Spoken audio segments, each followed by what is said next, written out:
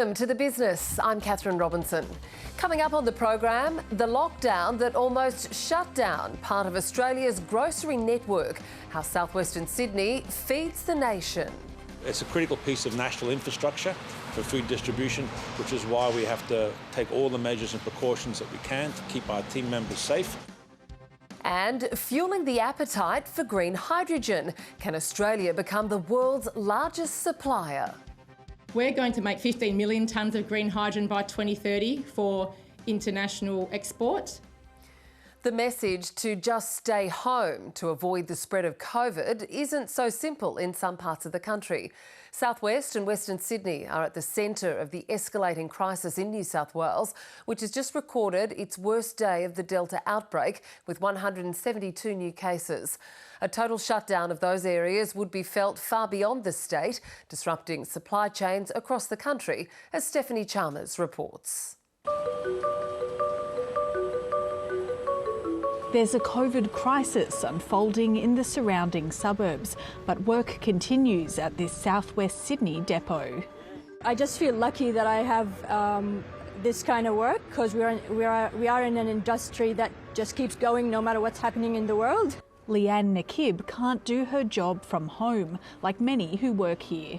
Around 50% reside in the areas that have been quarantined. 2/3 of the 200,000 parcels Aramex processes daily come through this facility. It acts as a hub for international shipments coming into Australia as well as the interstate, so it's quite crucial for our operation. The Sydney local government areas locked down are located at the intersection of key freight routes. Goods coming into the country through Port Botany and Sydney International Airport are moved by rail and road to terminals in Western Sydney, including Chullora and Yennora, before being stored at warehouses or transported across the state or country. Something like buying your groceries at your neighbourhood store might feel quite localised, but those goods are actually part of a national supply chain, and many retailers have their hubs in southwest and western Sydney. When the New South Wales Premier initially announced restrictions on workers leaving several LGAs in Sydney's west, only emergency and healthcare workers were allowed to leave. By the next morning, that list of authorised workers had been substantially expanded. The credit of the New South Wales Government, they recognised that was a miss, rectified that immediately.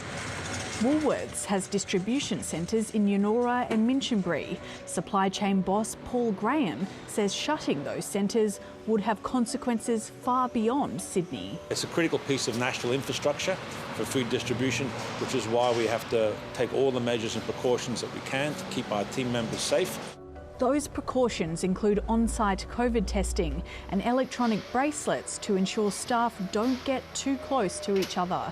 Now the New South Wales Government is giving supermarket workers in the hardest hit areas priority access to vaccines. The people of southwestern Sydney and western Sydney are the people that keep our city running. They do a lot of the work in distribution centres, food, logistics, transport.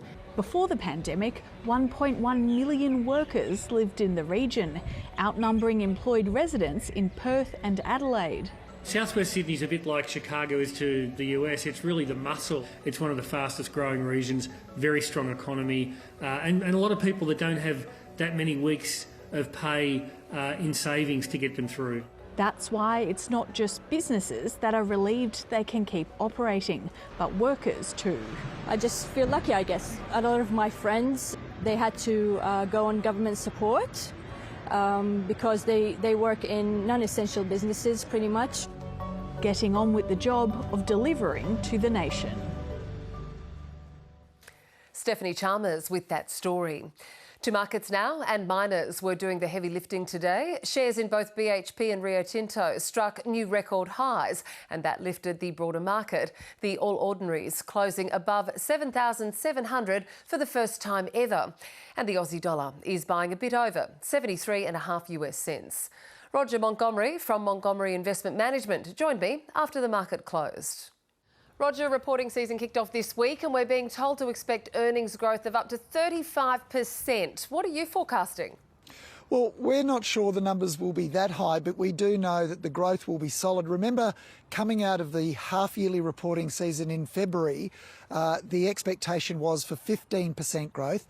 I think we can confidently say that's going to double or very close to double. Remembering, of course, that upgrade or the upgrades associated with the February reporting were some of the biggest upgrades we've seen in 20 years. Now, you're anticipating upside surprise to outpace downward surprises. Which sectors will and won't perform? Well, the two obvious sectors that will outperform are the resource or materials companies and the banks. In the materials space, the big miners have a lot of cash, obviously, with the elevated iron ore price that's sustained throughout the year. But what they haven't done, which they did do in the past, and that was make stupid acquisitions, and they've not done that. So there'll be a lot of capital to go back to shareholders. The banks have performed very, very strongly following the COVID sell-off. Their businesses have recovered thanks to credit growth and maintenance of their net interest margins. They're going to be returning capital as well. It's really important to understand most of the banks aren't reporting at the moment, but the expectation is that the capital returns will be very high. I'm not sure that it'll be as high as market prices are implying, but it certainly will be strong. Now, where I think there might be some disappointment is going to be companies that might still suffer from the uncertainty of the ongoing lockdown in New South Wales, particularly Sydney. So we think some of the retailers are going to struggle a little bit in giving confident outlook statements. And I think some of the companies that own the malls that retailers are leasing property from, they too will have a greater level of uncertainty, and consequently, without confident outlook statements being made, their share prices might suffer a little. Well, on those outlook statements, we know that they're key for the companies. Do you expect the earnings strength that we've seen elsewhere to continue? It won't be as strong in the future as it has been in the past, quite simply because for a lot of companies outside materials and banks, the strength has been the result of what we call the base effect, and that is last year's numbers were really affected significantly by COVID. Since then, growth has been solid and in some cases extraordinarily so. It just simply won't continue at that pace. So, Roger, how might inflation play into earnings ahead, particularly with respect to the labour market? We do know the labour shortage is a problem for many companies in Australia, with immigration at virtually zero. For mining companies, they're staring down the barrel of a 10% increase in wages for many staff, compounded that problem by the lockdowns in New South Wales, particularly Sydney and also in Victoria. For retailers, their digital departments, they're paying up to 15% increases in wages to attract a very limited number of skilled people, those people responsible for marketing and online communications. And that's going to continue. That's not going away anytime soon. It won't be permanent, of course. It will disappear when immigration returns, but for the next perhaps 12 to 24 months, it could continue to be an issue for retail and mining companies. So, Roger, how do you expect the economic paralysis from Greater Sydney's current lockdown, how do you expect it to cloud the 2021 profit season? It's a real problem for companies making statements about their future.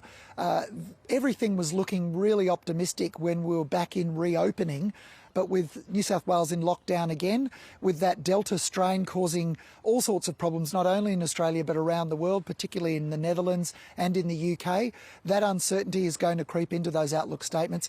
And I think what you're going to find is a lot of fund managers will probably sell companies in anticipation of clouded or unclear outlooks.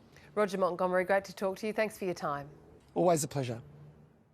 Earlier this year, iron ore miner Fortescue Metals Group announced its plans to become carbon neutral by 2030, and it's turning its attention to green hydrogen, a clean fuel source which is created by running electricity from renewables through water, separating it into hydrogen and oxygen.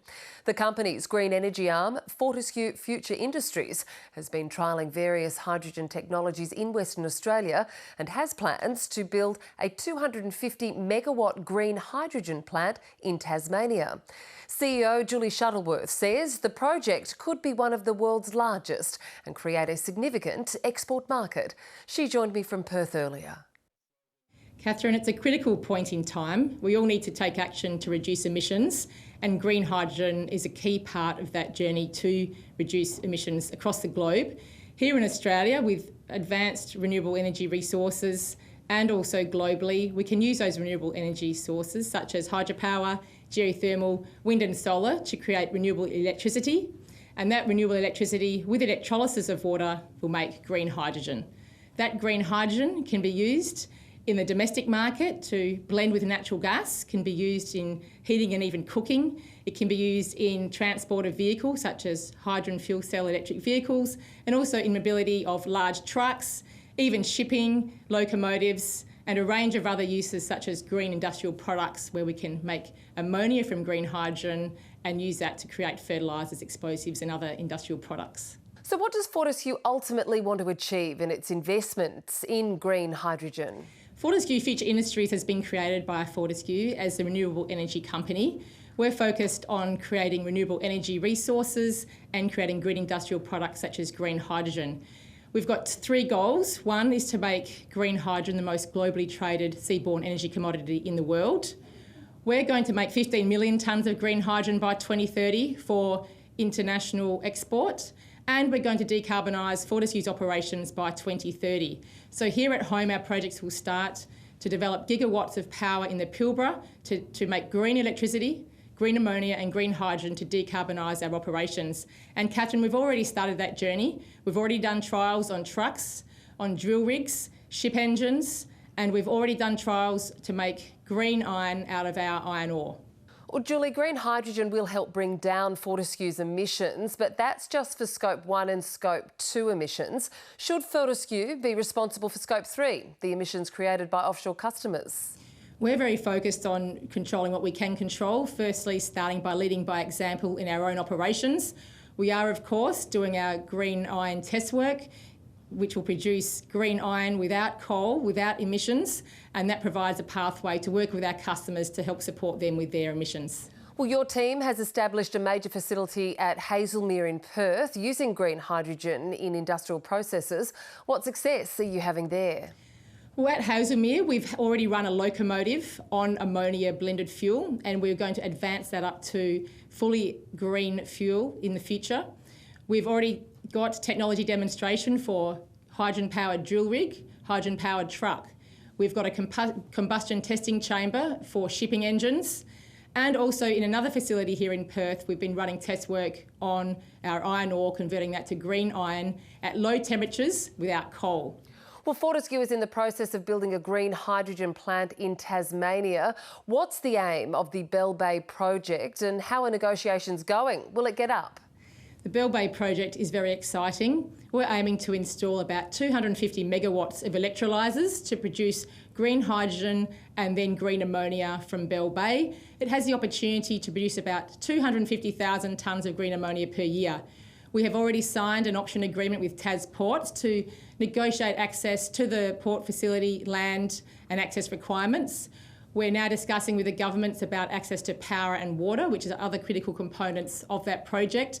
This is really exciting, Catherine. It could be the world's largest green hydrogen project when it's commissioned in 2023, if all goes according to plan. Julie, one of the major challenges to commercialising this technology is that it requires huge government investment to get it below that $2 per kilo. Does the Australian government have the appetite to fund the industry? I definitely encourage the government to have a huge appetite for the green hydrogen economy. There's a huge opportunity here in Australia, the Bell Bay opportunity in Tasmania, but all across all states and territories of Australia, there's plenty of potential. There is already a significant amount of funding going into green hydrogen projects. It's important that we keep the focus there and also on the infrastructure such as ports and industrial areas that allow this green hydrogen economy to advance. And Catherine, the other important aspect is to make sure there's clear and efficient renewals, approvals pathways for the green hydrogen projects across all of Australia. Julie Shuttleworth, thanks for your time on The Business. Thank you, Catherine.